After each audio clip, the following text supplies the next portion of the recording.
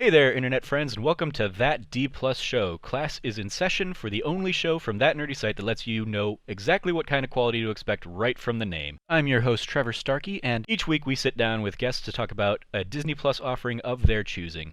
This show is made possible entirely by the support of our patrons over at patreon.com/thatnerdysite. If you like the show and can support us over there, we would definitely appreciate it. If you can't, no big deal. The fact that you're listening is awesome, and of course, we would also love it if you like, subscribe, rate, review, and share this show with your friends. Especially, this is episode 2, as we are trying to kind of get the word out on this show. Please, any kind of word of mouth you can spread would be wonderful. Last week we talked about a Goofy movie. This week we are throwing it to Frank's pick, and we're going to be talking about the Disney Channel original movie, Eddie's Million Dollar Cook-Off. So as I said, joining me today we have Frank Bazzani from That Nerdy Site. How you doing, Frank? Good. How you doing today? I'm doing all right. So tell me why you picked this movie. I picked Goofy movie last week, and peek behind the curtain. We're recording this 10 minutes after we finished up the Goofy movie episode. But tell me why you picked Eddie's Million Dollar Cook-Off, Frank. Yeah, like, because growing up, I enjoyed the Disney Channel original movies a lot. Probably, I guess, like a lot of people did.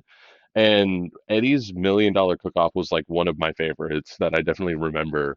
And I think that was one of the ones that like every time it was on, I was in and like would watch the whole thing. And I don't think it necessarily repeated like a ton, but I definitely I watched that movie a lot as a kid, and I feel like I've seen it at least like 10 times before now. And I haven't seen it since I was like, yeah, I haven't seen it like over 10 years again. Like, yeah, since I was like a kid watching these, like as it came out and kind of like as it repeated throughout the years. But it was like, Okay. the reason why I particularly chose this one is because like it was one of my favorites. And I think like I looking back on it now after kind of rewatching it, I think kind of the cooking angle probably connected with me. And like kind of grew up being interested in that or having that as like a side hobby or whatever, whatever you want to call it. Yeah, that makes sense. One of the pitches you and I have talked about as a potential like That Nerdy Site video series or something has been like the idea of like you just doing some cooking and stuff, a little cooking show. So we'll maybe visit that down the line. But yeah, like looking at it through that lens, that makes sense. This is obviously a show or a movie about a guy who finds this passion and love for cooking, but also has like a passion and love for baseball and has to figure out which one he wants to pursue. Um, so I can appreciate that. A little bit of a history lesson for you, the listeners, on this show. This was originally released July 18th, 2003. The runtime is an hour and 50 minutes, and after watching this basically after a Goofy movie, which was 78 minutes, I was like, oh god, I'm going to feel this one. And I did. And then in the Disney timeline of things, in terms of Disney Channel original movies, this fell right in between the Even Stevens movie and the Cheetah Girls. And it's interesting, like looking at it in that time frame, and Frank and I were talking about it a little bit before we started recording. Like I remember the Even Stevens movie and the Cheetah Girls coming out. I did not remember this movie at all being a thing. This completely passed me by. This would have been right after I graduated high school, so that summer in between high school and college was probably a busy summer for me or something. But like I remember the other two things being Disney Channel original things, and I just did not like until you pitched this as like this is the thing you wanted to talk about. I'd never heard of it or remembered it or anything like that. So that's kind of my history with with this one. A little bit of roll call for the who's who of this film. You have the director Paul Hone, who also directed The Luck of the Irish a couple years earlier for Disney Channel, and a lot of other Disney shows and movies over the years. You have a trio of writers. Jack Jason, this is his only writing credit, but one of the things I thought was interesting about him is he's done a lot of work on other projects per his IMDb as a sign language interpreter. Thought that was kind of neat. So he seems to go work on a movie set and kind of help people figure out some of the sign language if they're incorporating that into their films. Um, Rick Bitzelberger. Uh, this was the probably one of the funnest ones I saw when I was doing the research on this. He wrote for a TV show called Erotic Confessions, which I'd not heard about, but it seems very much in the next vein of the other thing that I saw that I did recognize. He also wrote for the MTV series Undressed before Hell yeah. this. MTV like Undressed. I remember like being something that I was embarrassed to want to stay up and watch growing up because it was very much like softcore like pseudo porny kind of vibes and stuff. So the fact that the guy who wrote those shows it was also the writer on this, I was just like, what? And the thing that stood out most was like, oh, I wonder if Disney knew that he had written for that show at all when he came on and wanted to work on Disney projects. And Like, so, cause like it, in the timeline that was before this, like he went on to do the Bake Off or the Cook Off. yeah, yeah, Undressed was like the late '90s, I think. I think it was '99, and then he did this in 2003. So yeah, and the erotic confessions show was before Undressed even. So yeah, it's just like, ooh, he definitely made a turn for like for the Disney. Just a weird like that's a weird IMDb catalog. And then lastly, Dan Berenson, who wrote for Sabrina the Teenage Witch as part of the TGIF block at the time. He also wrote the movie Halloween Town High and Hannah Montana, the movie, were a couple of notable picks of his that I pulled out for the sake of this. In terms of who's who in the movie starring wise, you have Taylor Ball playing Eddie, the kind of star of the show. He had done an episode of Walker Texas Ranger before this, and he was on a series on CBS called Still Standing at the time. That ran for 4 seasons, and he did this basically like it seems about 1 season into that show. I vaguely remembered like the family of that show. In particular, Mark Addy was like the dad on that show, and he was for those who watch Game of Thrones, he played Robert Baratheon in season 1 of Game of Thrones. So he was like he was this kid's dad on that show, Still Standing on CBS, Oh, and I completely forgot about this show. he has done almost nothing since. Like he is Taylor Ball's IMDb quite quiet outside of that series, which ran for 4 seasons, and this. I think he had like a couple other like 1 or 2 episode things elsewhere, but pretty quiet outside of that. On the other hand, you had Orlando Brown as Francisco, who had done Family Matters prior to this, and around this time he was doing the Proud Family and That's So Raven on Disney Channel. He was very much kind of one of those like Disney Channel mainstays for a few years there. He's done a little bit more like harder edge stuff. He's kind of been doing some like hip hop and rap stuff per his IMDb. He was in Straight Outta Compton as well as kind of like a side character somewhere. I But yeah, liked like him in this movie, and I really like how he kind of like you said he was kind of like a staple in a lot of the Disney stuff, even like That's So Raven and stuff. And yeah, like I he liked was kind of definitely seeing some of the same crew in some of these movies. yeah. When I first looked at like who was in this movie and what to expect, I was like, okay, I recognize him. I didn't know anybody else basically. um, you have Rose McIver playing Hannah, who went on to be a Yellow Power Ranger in the Power Rangers RPM series, which I did not even know was one of the different Power Ranger series, but I That thought that was was cool. that was the one Um, that was like on when I was a kid growing up, and like I loved it. They were basically space cops. okay, nice. And yeah, the thing I actually recognized her from, which I was like, oh, that's an interesting like she grew up into that role. She was Olivia Moore in iZombie, which I've never actually watched iZombie, but I know of the show through Rahul Kohli, who's a kind of funny, stalwart and kind of funny best friend. So I know of the show through him, and I've seen like clips here and there of Olivia Moore, but and Rose McIver, but not actually watched the show myself. I didn't put him down on here, but like the dad of this definitely stood out as like he's one of those guys like you see him in a lot of things. Like he definitely looked familiar to me. Looking through his IMDb, I could not place like the one thing I really remembered him from. The only thing I could think of was he was like in an episode of The West Wing, and because I've watched that series so many times, and for a season and a half did a West Wing podcast, maybe I remembered him from that in the near past. But yeah, he was one of those kind of like character actors who's just done a ton of stuff. And then the last one I did highlight is Bobby Flay, who obviously has done a bunch of cooking stuff. Um, I made a joke when I was taking notes for the movie that like I'm almost kind of convinced, or it's in my head canon that the reason Eddie gets into cooking in this movie is because he sees Bobby Flay and thinks that guy looks way more like my dad than my dad does. So so maybe he thinks he's like Bobby Flay's secret illegitimate child. And that's why Um, he asked Bobby how to crack an egg, and he's like, "Hey, exactly. stick around, and I'll teach you, son."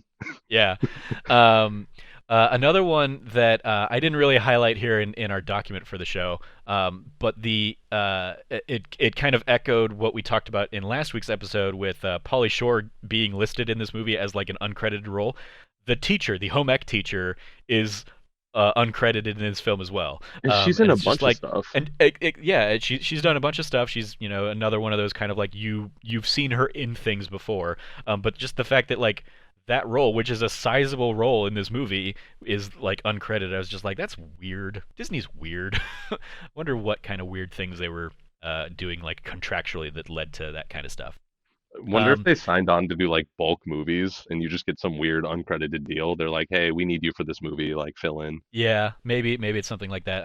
One of my so I used to work for Phoenix Theater in town, and they have somebody who kind of I think they're still in this role, but they're basically an artist in residence, and basically that just means they are guaranteed that they're going to be in like at least two shows in the year. They're going to get cast in at least two shows throughout the year.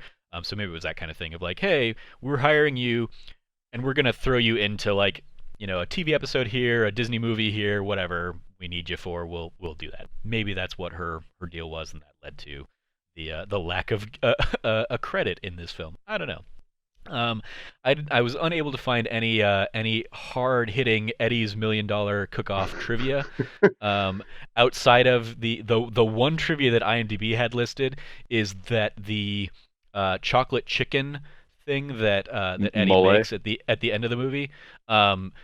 There's apparently Bobby Flay has said on record outside of this movie that like that's his favorite meal to make is chocolate chicken. So like that was a reference to Bobby Flay apparently. I don't know. That also seems like something that somebody could have just written on an IMDb post and not really fact checked at all. So that's all I have in terms of trivia on this movie. So what do you think about this movie, and how does it hold up coming back to it all these years later, Frank? For me, I feel like this definitely holds up, and kind of like I don't know, I may have mentioned it either before we started recording or after we did, but it's kind of like you have to kind of know what you're getting in for. Like this is one of those Disney original movies for Disney Channel, and like it is going to be just like super family friendly, and everybody's going to have like a happy ending, and it's going to be kind of like light and fun. But I don't like it might just be the nostalgia goggles for like I said I watched this a bunch growing up, but going back to it I was like I feel like it is just like this comforting kind of nice story about he finds this love of cooking, and then he kind of has to like struggle with this back and forth of like not trying to disappoint his family or his team and his friends, and he ends up ultimately kind of deciding to do what he wants, and they kind of support him anyways. Like I think it's like a really nice kind of like story, and like it kind of hits all those beats you want, and I feel like this is like one of the epitomes of that kind of like Disney original movie. Yeah, as I said, this was my first time coming to this movie, and I sat down and watched it this morning, and was like, so immediately we joked about it before we started recording. Like the movie immediately kicks you into a title graphic that doesn't look great. I'm like, oh, yep, okay, that's immediately putting me into the mindset of what to expect for this movie, and then you have that like opening scene of like all the groundhogs playing baseball and they all suck and they're all terrible Yeah. and and the my note that I made is incredibly Disney Channel original movie level acting. It is peak that. It is what I expect. Like I would argue it doesn't hold up from as somebody coming to it for the first time. In particular, the whole runner of like I want to say I have like four notes in my Google Doc about sexism and sexist jokes But that and like he gets his uh, comeuppance at the end, like he kind of not really like that's so my runner of that is oh cool, a whole bunch of sexist jokes about how Eddie is a girl because he wants to cook. So that like that right there was like, yeah, if this movie were being made today, they would have found a different approach to that. Like they still would have like given him crap for it, but it would have been way less like, oh, you're a girl or something like that. It would have just been like, hey, I mean, especially given how bad he is at cooking in the movie, like to start, it's like, yeah, like they could have made fun about all that stuff instead. But yeah, so I had that. I have, oh God, more super sexist talk from the dad. Hannah, you're really one of the guys, and dismissive about a guy being a nurse. And then Which is uh, like uncalled for like no reason. agreed, right? Yeah. And then I have dad sexism is rewarded with a montage of everyone else in the school showcasing their sexism when it's like when it's revealed that Eddie made it into the competition or whatever. So it's just like, okay, yeah. So that there's those first things, and then yeah, you're like, oh, he gets his comeuppance. I have the note. Kimberly finally calls the dad coach out on his bullshit, but Dad still gets a pass because everybody joins in when Eddie shows up to save the game. So everybody's like, yeah. So like, yeah, everybody starts calling him out for, you know, being a turd about all that stuff. But then Eddie shows up and like it gets dropped immediately. And it's just like, okay. Whereas I think like the counterpoint there is like the mom shows up and we've been made to believe this whole time that like she will only accept her daughter if she's a cheerleader and all that stuff. And so I had one more line there of Hannah's mom proves she's better than Eddie's dad in like one line when she basically says, I accept you, it's cool. Like here's your glove, I found this too. So I was like, see, you could have just done it that way. And so yeah, that I think is the through line of the movie that like is is certainly the weakest for me, is just that like that kind of approach to the storytelling I don't think would be made today, especially not on like a Disney Channel kind of thing. Um, and then just yeah, like there's just a lot of like really bad acting in this movie that bothered me. The So brothers are really kind of like bad actors, like, but I guess they're good at being like stupid, dumb older brothers, but they're also just kind of like bad. Do you yeah, feel me on that? Like when they're like eating the sandwiches, watching him on TV, and I'm like, it just seems like really weird, like bad acting to me.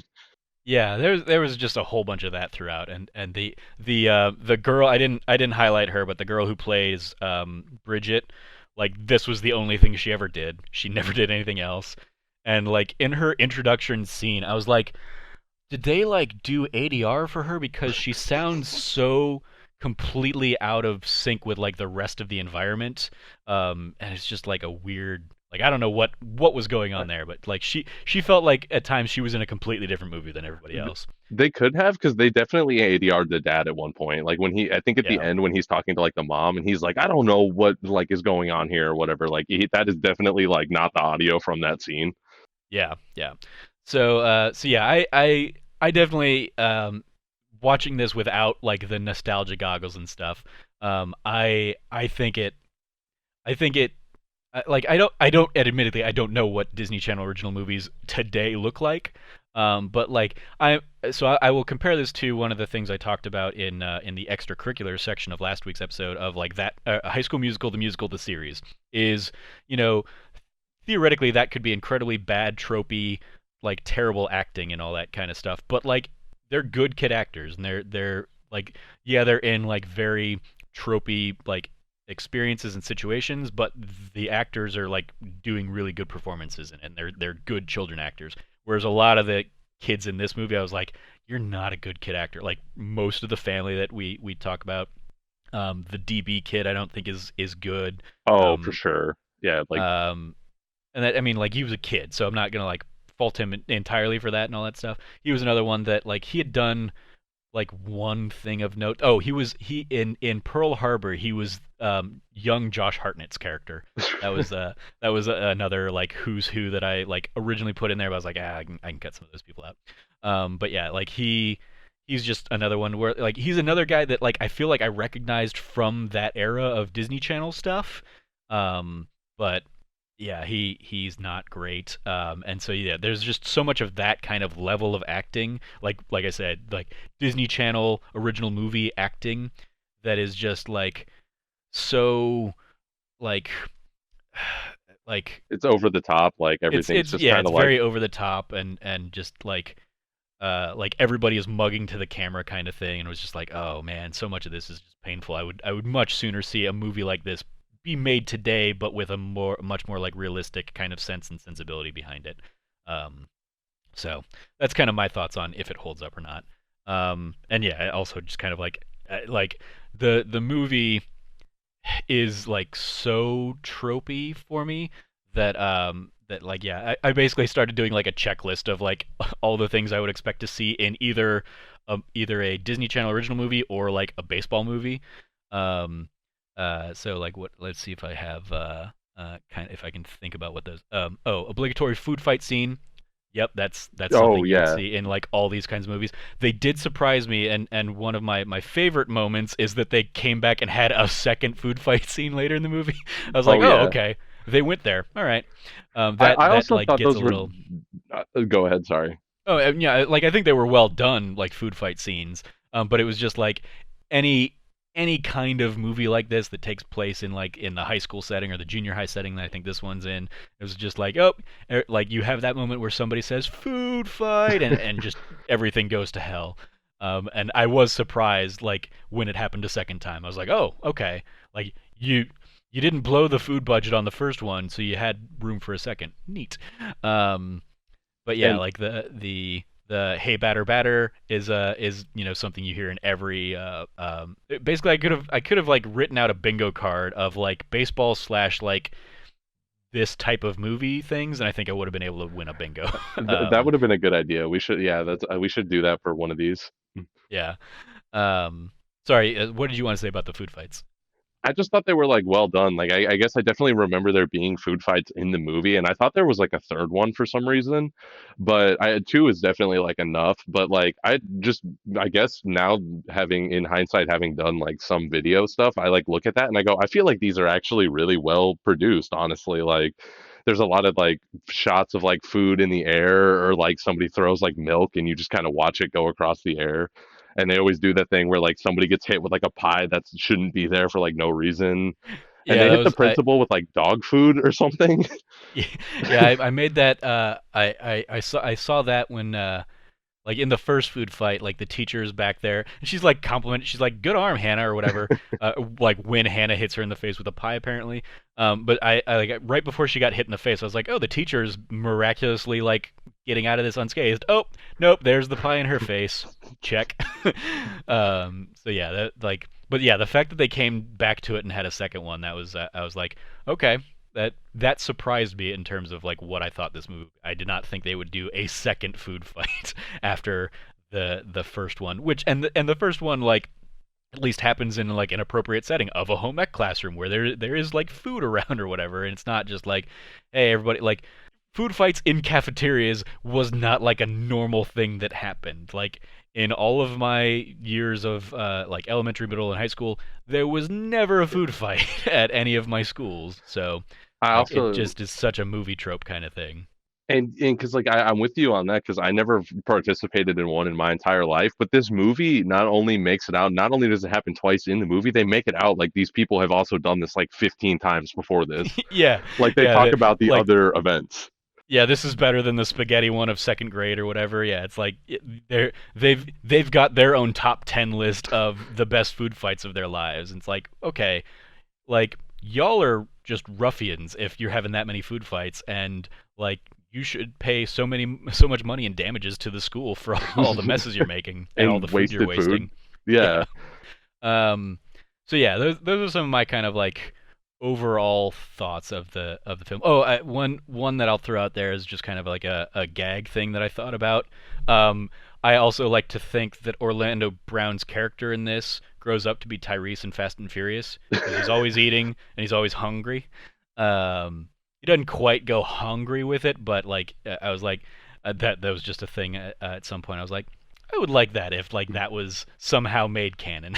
That somehow Eddie's $1 Million Cook-Off is a prequel to Fast and Furious 2 or Too Fast Too Furious.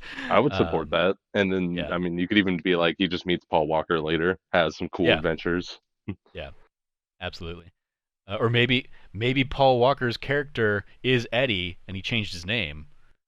Oh Ooh, yeah, I there could we definitely go. We see that. gotta Oh, and then because then he would have changed his name too, because it's he now he goes by Tyrese. yeah. And he no, it's Or because what is it's not Tyrese. It's it? It's Roman.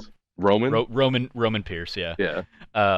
But yeah, so maybe maybe he's just looking for the perfect tuna sandwich in Dom's kitchen in the first Fast and Furious movie because he's reminiscing back to when he won or when he didn't win this competition at the end.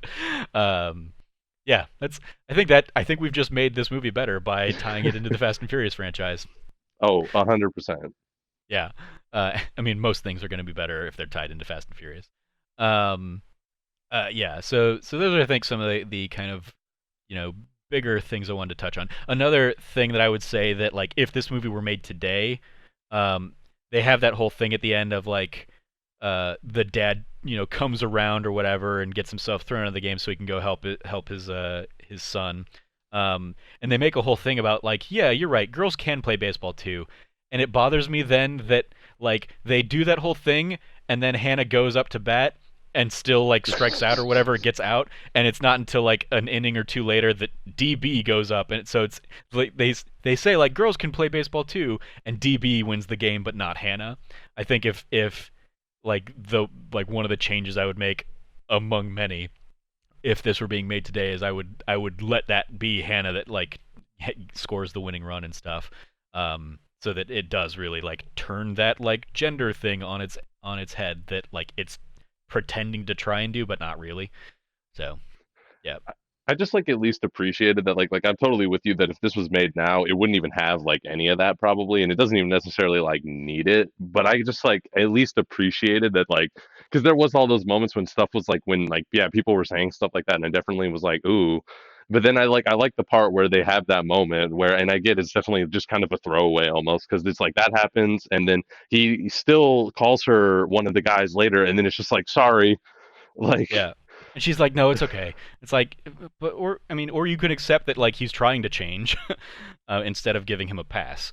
But again, that's like drastically different eras between when this movie was made and today, where we try and be more conscious about that kind of stuff.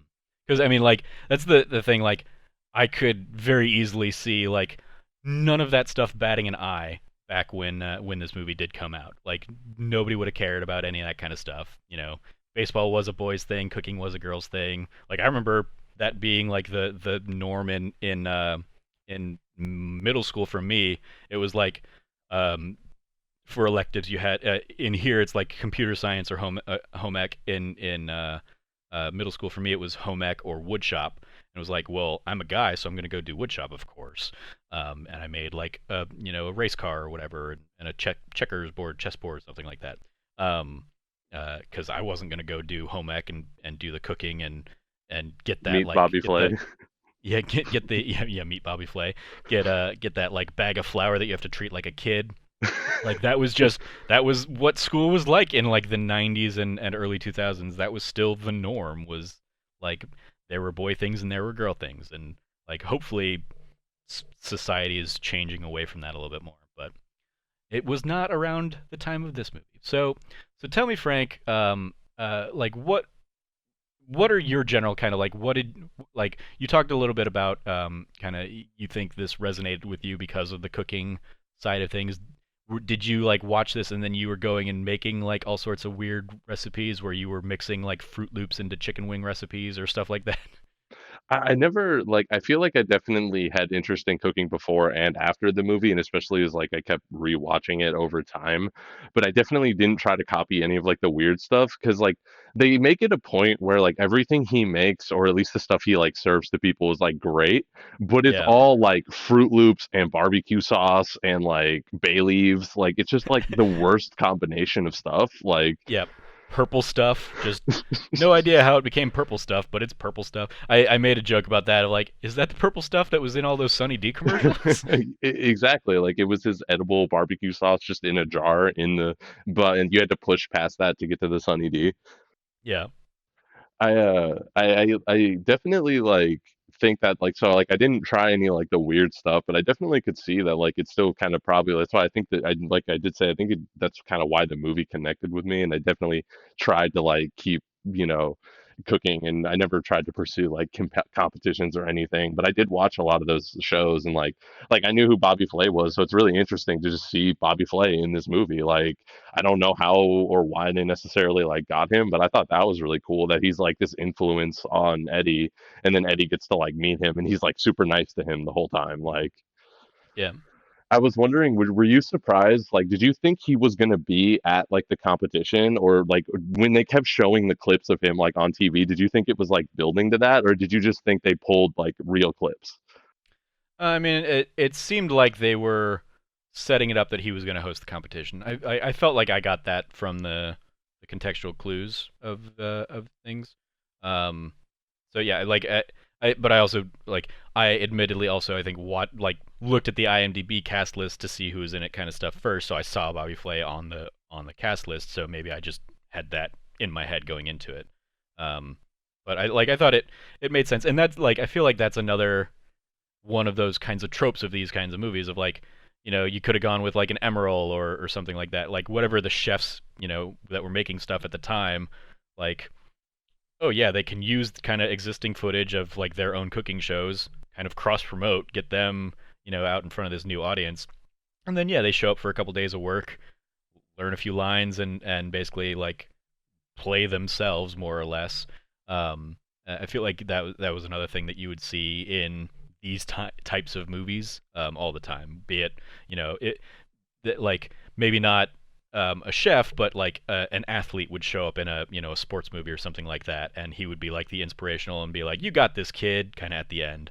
Um, like I feel like that was just kind of the trope of the time. So maybe I just expected like, oh, they're like showing images of him. Of course, he's going to show up at the end of this movie to be there in person and try and give Eddie words of encouragement or something like that.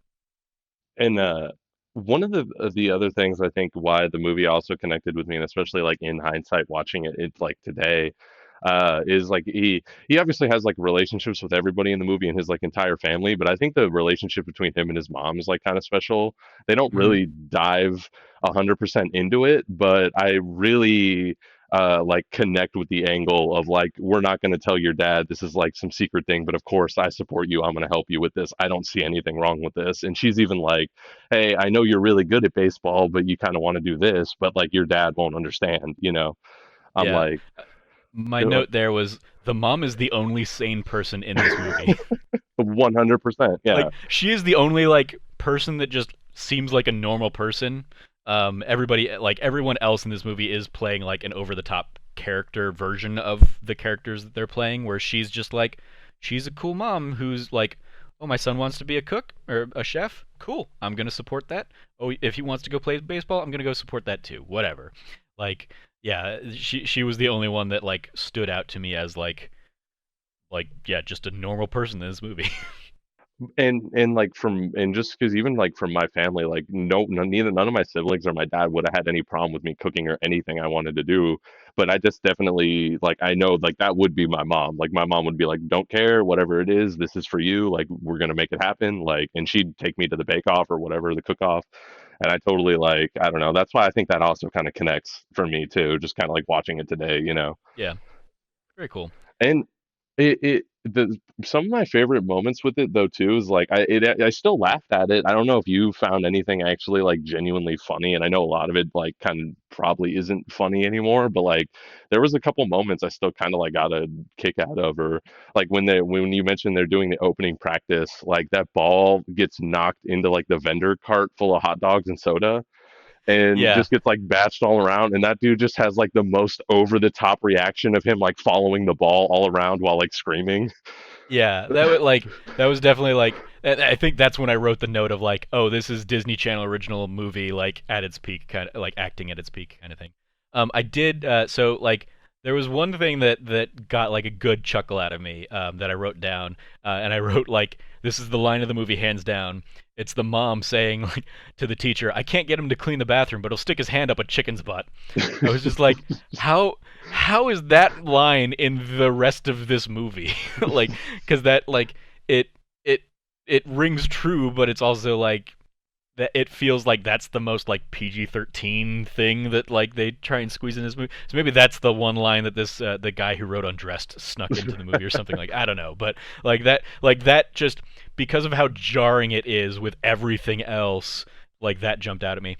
And then like I laughed at a lot of things in this in the movie, but like for like in the way that like you watch a bad movie to laugh at the bad things of the movie.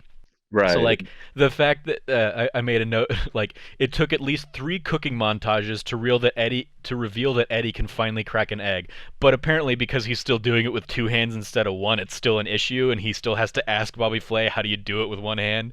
And then like at least it pays off when the dad shows up and is an idiot savant at cracking eggs with one hand and does it like right off the bat, Because I like feel like that's so the first time the dad's ever cracked an egg before. Like they kind of set it up that he's not like he's a baseball player and he's like an architect or whatever.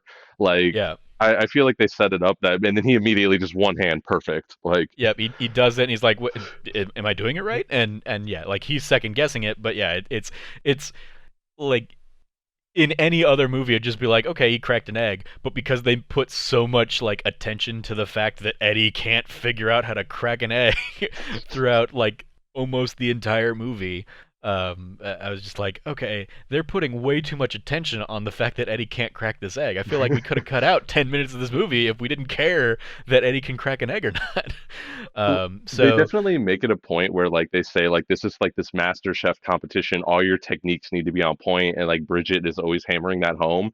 And then on Eddie's side, they're just really hammer home that he does not have any basic cooking techniques that you would get in like 101. yeah, yeah, like he is like the epitome of like he's winging this whole thing, and she is like the like, and they even talk about it. You know, you always have that conversation of like cooking is a mixture of like art form and science. Of like you've got a recipe, but you can like tweak and play around with the recipes and stuff. She is pure science, and he is pure art form, and like that was the.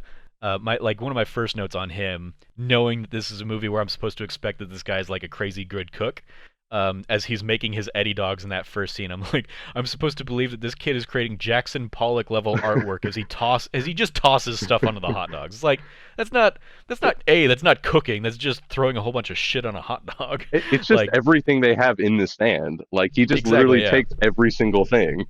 And he just makes a mess of that stand as well. He's like, I don't care if I'm getting it on the hot dog or the bun or the you know the shelf or whatever. I'm just gonna pour this ketchup and this mustard wherever I want. I'm just gonna throw stuff at it. Yeah, it was just like my notes were like the cooking montages as they were are terrible. Like they're because it's just like he's just making a mess, Yeah, and he's like it's okay. I need you to act right now. Act like you're cooking, and that's all he's doing. And it's just like so like bad Disney Channel acting in every one of those montages that I was just like, okay, yep, okay, here's another terrible cooking montage. Oh, we've got a third cooking montage. And yeah, it was just like, oh my god, those are so bad and painful. But like at the same time, I appreciate the wider story that's being told here of like you know, I appreciate that we were gonna get to the end and it was gonna be a he's gonna find a way to have it all. He's gonna, you know, he's gonna get to cook and people are gonna accept that he's, you know, he likes cooking and the team's gonna win the big game. Cool, awesome. I like the way that that plays out was mildly interesting of because like he shows up at the game and then the thing starts and he's like okay so he doesn't get to the competition. Like he misses half of the competition basically because he went to the game, and then he misses the second half of the game and all that stuff. So like that's an interesting approach to that very I would say tropey kind of story. Um, but at the same time, like even there, like they have a whole montage at the baseball game, and it turns out only one inning has passed. It's just like yeah. wow, you guys are just going montage crazy on this movie. And not using montages in the way that montages are supposed like you're supposed to use a montage to convey a lot of information or a lot of time passing um, and you do all of that but then not a lot of time passed and it's like what was the point of that as a montage instead of just like having one hit or something like have that be the scene. So yeah, there were some genuine moments where I was like, ha, I loved that line with the mom and the chicken up the butt. And even though I was expecting it, as soon as the dad shows up, he's going to be great at cracking the egg. I appreciate that they actually like followed through with that. And I I will say I did appreciate until it gets like kind of swept under the rug. I appreciated the girl basically saying like, "Stop saying the sexist crap. Like, just let me throw like a person. Why does he have to throw like a girl or I run like a guy or whatever? Like, just we run good or bad." Like, I appreciated that they actually like brought attention to it and didn't let the guy have a full pass for being the jerk that he was being throughout the movie. Like they actually address it, even if they still kind of don't address it in a way that like is completely satisfying because it doesn't like he doesn't like he maybe starts to learn from it, but we don't see him really like make the change outside of like when he says you're one of the guys or whatever. Like he says, "Oh, I'm sorry." Like that's I guess that's his character growth in terms of that arc. Um, and then his character growth in terms of like accepting that his kid wants to cook is the other thing. But yeah, like so I guess I appreciate that a little bit. But yeah, I think it could have been handled. I think a lot of this movie could have been handled a lot better than it is. I can definitely see that, and I definitely don't like disagree, and I kind of like the parts you're kind of highlighting. I could even see like, especially like you kind of said too, like if they did it today, it could definitely be higher quality, probably better, definitely probably even like better written. But I definitely think like, especially for at least being of the time, I definitely like enjoy it, and that's what I like. It like I don't think they necessarily fulfill all the plot lines or like everything in the most satisfying way, but like you we were saying with like I like that they at least took the time to call him out and try to make that statement, because especially that could have easily just that scene could just not exist, and then the movie could just like keep going, you know. Yeah, The other one that I kind of laughed at too, that I guess I might highlight is when they're making the PA announcement, and it's basically just all about Eddie. yeah. Like they're like, Eddie's Eddie's the the first boy ever in the entire school, and he's the only boy in his grade, and then like it's yeah. just not about Bridget at all. Yeah, that was an interesting little runner of like her constantly being overshadowed. Even the teacher, I like the teacher for the first chunk of the movie of like okay, she's like trying to be supportive even when like he's complaining about all these things he hates. She's like taking it in, she's letting him vent and get all that stuff out. I basically said like home ec teacher has the patience of a saint. But then like when she goes to talk to the family or whatever, I made the note. Oh, I take it back. She's a terrible teacher who just shit talks Bridget because like he's like, oh, you still got Bridget, and she's like, yeah, but she sucks. She doesn't have the passion that you have or whatever. It's like, oh, that's like Bridget gets crapped on a little bit too much in this movie. I, Um, I uh, definitely feel that because there's also that scene where Bridget's like literally asks her like, and I guess like, you can definitely get the vibe that this teacher's like her only friend or kind of like confidant.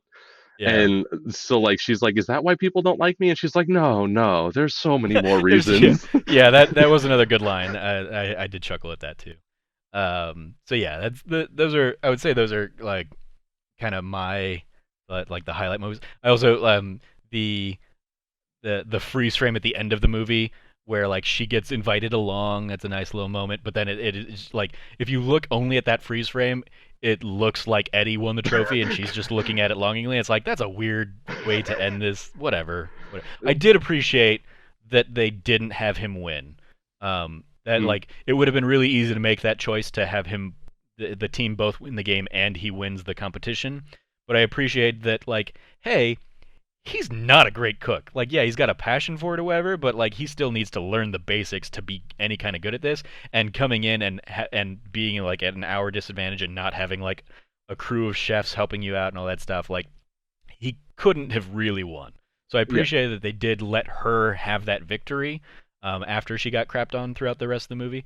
Um, so that's another like I appreciate that they made the right narrative choice on that instead of like letting him really have it all because then it would have just been like, oh, okay, I call BS.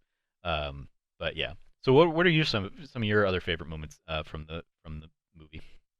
I'm trying to think because I definitely I like the cook. I like a lot of the cooking stuff. Like not necessarily like you're saying. There's a lot of those like cooking montages and stuff. But like I definitely like a lot of the cooking stuff and the actual like competition itself.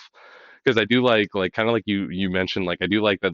I like that he like when I was a kid. I was like especially the first time I saw it. I was really disappointed that Eddie doesn't win But as an adult, I'm like 100% with you because I'm like, he shows up with like an hour left. He sets his one thing on fire and his pudding doesn't set or his whatever. Yeah. And I'm like, yeah, like he had a bunch of like technical mistakes. And again, like Bridget puts up such a big deal that this is like the master competition where everything has to be like on point.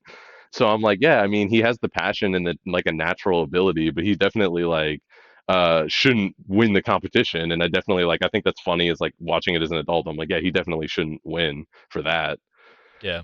Um I do like that that perspective though has changed for you over time of like you did want him to win as a kid as you know as when you're a kid and you're identifying with this kid who's your age or whatever like yeah you of course you want that kid to win and get everything and all that stuff so it makes sense but yeah I appreciate that like you you can recognize like all of those issues if he had won. and because like I was thinking about it now, like, and when he's like late to the competition and just shows up late, I was like, why do they even let him in? Like, and just let him start late. And then Bridget's like, literally has that scene where she's like, he can't do that. And I was like, yeah, thank you. Like, he Yeah, can't just run yeah. into this competition. Like, What are the rules? and like but then in that same kind of scene I do like that the dad eventually does come to help. I thought it was weird he has to get himself thrown out. Like I guess can he not just leave? Like is that No, against baseball rules? Like I mean, no, it is. That's another one that I would check off the box of like teacher or coach, you know, tells off the umpire to get thrown out of the game or something like that. Like it's just checking off that box. And you know, in the like he does that to save face, I guess, in the same way that like DB gives the worst pep talk. That was my note. He gives the worst pep talk that's like impressively bad when he says like, "We don't need you. You need to get out of here. We need to do this for ourselves." It's just like, dude, just say like, "Hey, you want to go do the cooking thing? Go do the cooking thing. We'll be okay." Like that's the pep talk you're supposed to give. Like that's where you want to be. That's where you're meant to be. Go do that. We'll be fine.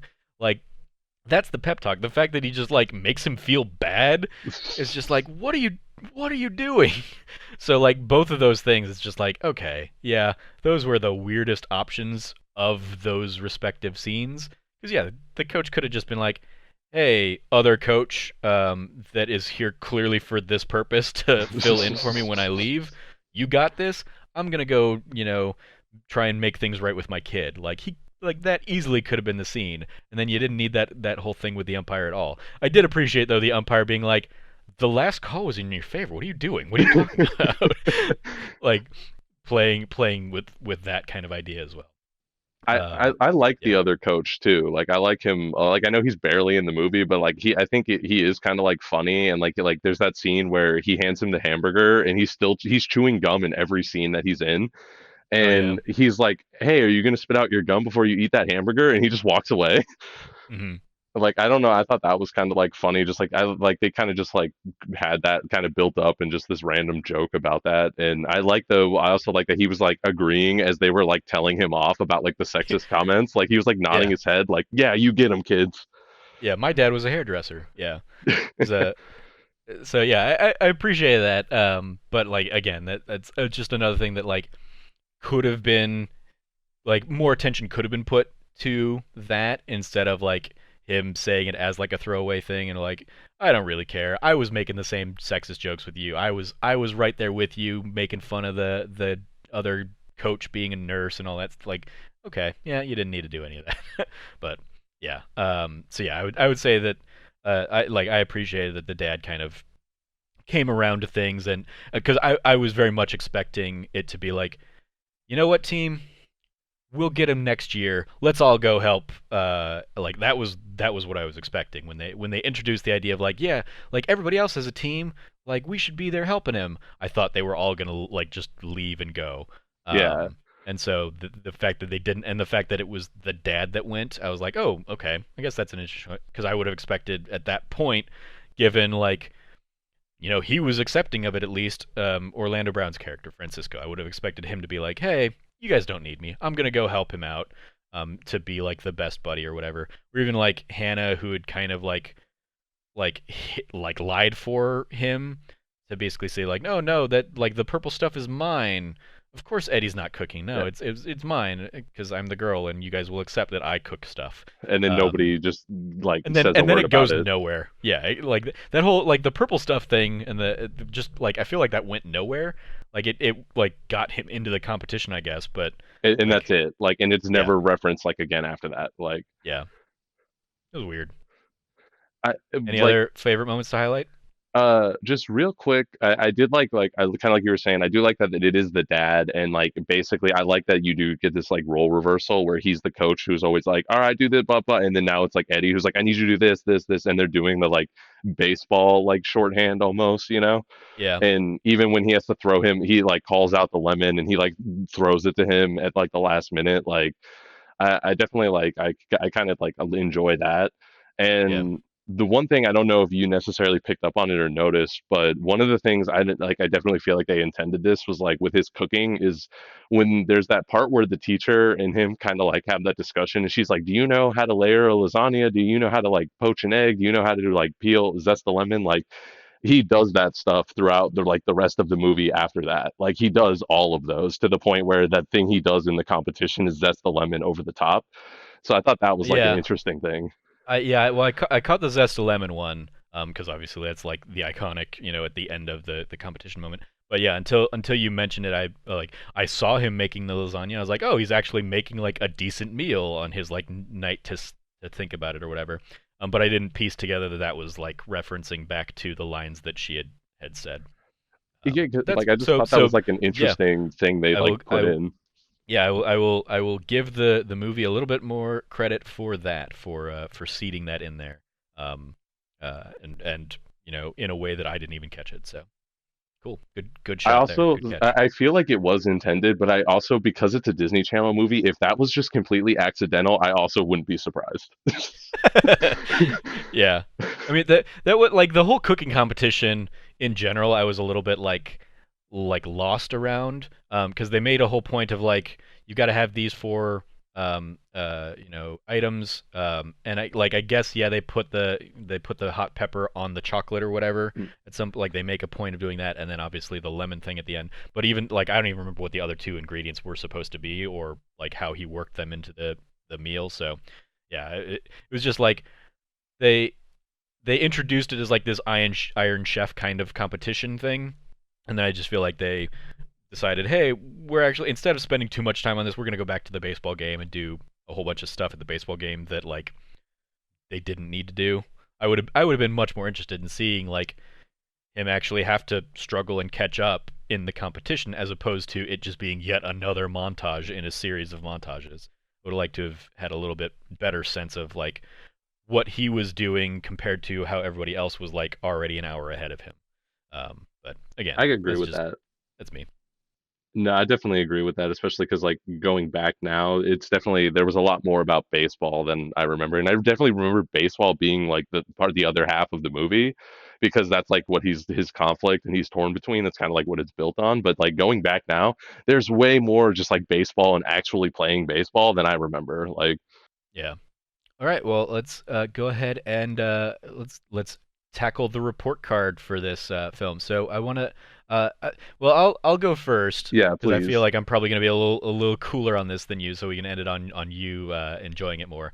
I like and this is like there is an element of like grading on a curve here of like okay if I'm grading this on the curve of if I was grading this as like a movie I'd be like okay this is like a D plus kind of thing but if I'm grading it on the curve of Disney Channel original movies I'll bump it up to like a C plus somewhere in that range I don't think it's great I think it is a like a perfectly average Disney Channel original movie kind of movie um, so that's kind of where I would end up throwing this one.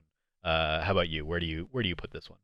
I definitely like. I feel like weird, almost like ranking it as high as like I want to, but I guess it is just like personal opinion. Like, Yeah, because there's definitely things wrong with it that could be fixed or could have been done better. But I still like. I think this is a really fun, enjoyable movie.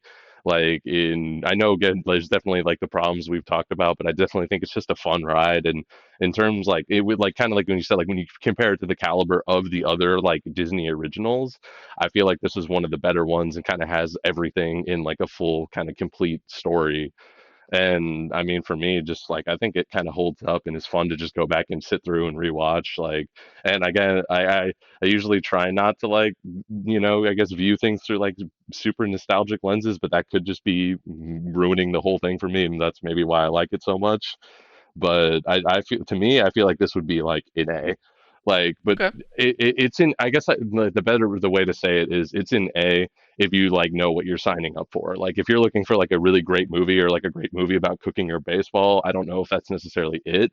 But if you love Disney Channel original movies and just want that like fun thing to go through and kind of want one of the better ones, I think this is it. All right. I mean, that is perfectly fair. I'm not gonna like argue with you on that because, and especially like I think this does resonate with you based on kind of the things you've talked about, in that you did kind of see yourself and your love of cooking kind of brought to life on the screen here a little bit. So I can appreciate that this, especially like there's no, like dragging nostalgia into the conversation, especially for a silly show like this, to grade it and give it an A. That's perfectly great. I can appreciate that's what you would score the thing. So extra credit. Any other suggestions if you like this? Like outside of Disney, I was thinking of like baseball movies of the era, like Angels in the Outfield or Rookie of the Year or something like that. They don't really have that like you have to choose one thing or the other kind of thing. So I didn't really end up putting them on the list, but those were certainly things that popped into my mind for this. The automatic recommendation that came up for me when the credits started rolling on Disney Plus was Luck of the Irish. Same. It's another one. I've not seen that one, but you were mentioning beforehand that that's kind of it's another sports esque high school movie where he's what, a leprechaun and likes basketball kind of thing. It's Um, it's about like a kid who is like I think he plays basketball and he kind of finds out his family has the luck of the Irish and the leprechaun. It's kind of like Angels in the Outfield, but for like for basketball. Like the leprechauns help him play basketball. yeah, cool. It's all right. I recommend it honestly. Like like I feel like I like the Bake Off or the Cook Off more and some of the other Disney originals, but that's also not a bad one. Like I definitely Yeah, watched that one a number of times. yeah. I imagine like Luck of the Irish is one I had least heard of, so I imagine that's something that will make its way onto this show at some point in time.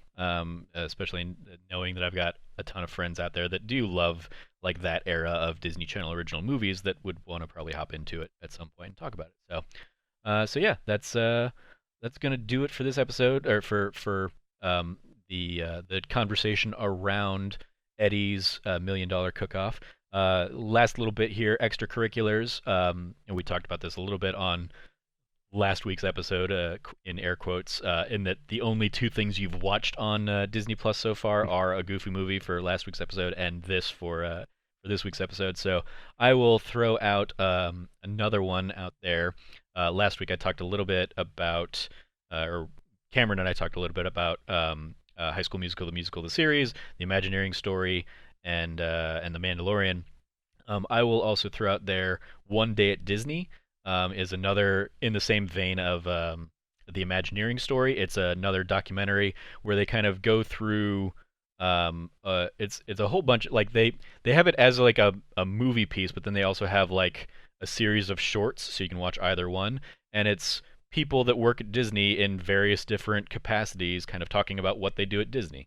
One of the first, like, of the shorts, one that's out there is one of the guys who, like, his job, he's one of the like the certified people that can draw Mickey Mouse, and he's been an animator with them for years, and he did he was kind of I think the lead animator on Aladdin, and did like a lot of stuff with the genie and Robin Williams and stuff, and they kind of talk about and show how he, before, or as like a test bed for what the genie was going to turn into, he took Robin Williams' stand-up comedy and basically animated it as the genie, as if he was doing it. And so they kind of show some of that like early kind of like test drawings for that stuff, and it was really cool. And he talks about how like one of his greatest joys in life is that he made Robin Williams laugh. So like seeing little stories like that is really cool. And they like another one that they do in the shorts is like this guy works as a scuba diver at Disneyland, basically going in and like fixing the underwater rides, or checking, making sure everything works with the underwater rides in the evenings and stuff. So it's just another cool little like documentary series about Disney and the people that work for the Disney Corporation. So definitely something worth checking out in the same vein as the Imagineering story that we talked about a little bit last week. So that's the extracurricular I'm going to shout out this week. That's going to do it for this week's episode of That D Plus Show. Thank you again, Frank, for joining me to discuss your pick of Eddie's $1 Million Cook-Off. Look forward to having you back on the show. One of the other ones we had talked about when kind of floating ideas was Johnny Tsunami. So if you want to sit down and tackle that one here in a couple weeks, we can certainly try and do that as well. You can follow Frank at Irrelevant Jokes. Anything you want to shout out, Frank? Yeah, I guess at this point, by the time you're listening to this, you should be able to go on to the That Nerdy site, and not only should there be the my Game of the Year list for 2019, then going up today should also be Game of the Decade from me. So I should have like a pretty good list of kind of my favorites from the decades and why, and maybe just a couple other shout outs to, with some other good games you may want to check out. Great. Yeah, you can follow me at Trevor J. Starkey, and yeah, I'll kind of echo that. This week's content on the website is it's kind of twofold. It is our individual best of the decade, best of the 2010s lists. So mine would have gone up yesterday, and knock on wood, we're recording this a week in advance, but knock on wood, I would have done my top games of the decade, top blockbuster movies of the decade, top art house movies of the decade, and top musicals of the decade. Top Broadway musicals of the decade are the four that I'm planning on writing. So hopefully those all made it to publish.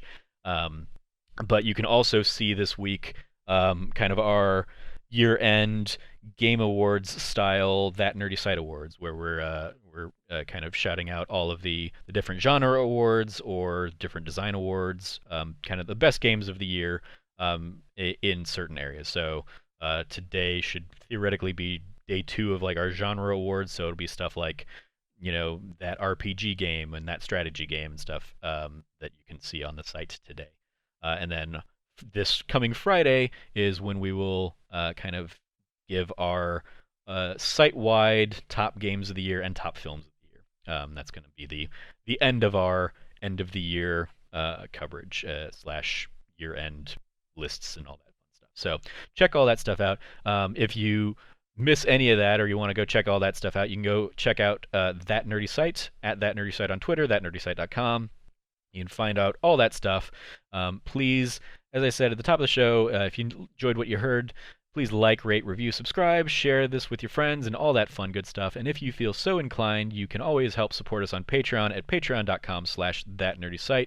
We would be immensely grateful if you can, but if you can't, no worries, we totally understand. So thank you again, Frank, for joining me. Thank you, listener, for joining us. And as always, stay nerdy and be good to each other. Class dismissed.